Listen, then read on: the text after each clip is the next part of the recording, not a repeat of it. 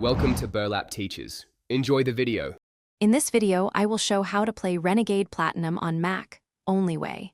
Install the mod into your game folder and confirm file permissions in Finder.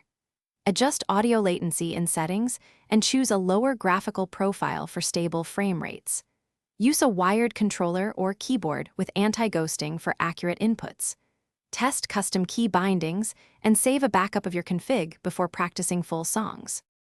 Start by locating your game directory and placing mod files exactly as instructed in the mod package.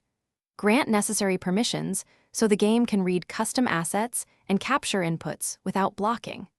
Open audio settings and lower buffer size until you find a stable balance between latency and glitches. Restart the game after each change and confirm that the mod appears in the song list before attempting a run. If this video is helping you, please subscribe and like to support more tips.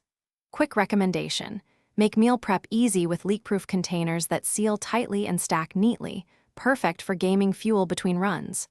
They keep sauces contained and fit well in backpacks, making practice days simpler and less messy. Check the description for the link and other deals, grab a set if you like, and now let's get back to the video. Keep background processes minimal, especially browsers and editors, to prevent stutters during intense sections. Choose a simple visual preset and disable extra effects like motion blur to stabilize frames. Prefer wired peripherals to avoid Bluetooth dropouts and inconsistent input timing. If you see audio drift, reapply the audio driver or restart sound services and retest latency settings. Practice on easier charts while fine-tuning these settings for optimal play. Thanks for watching. Consider subscribing if this video helped you.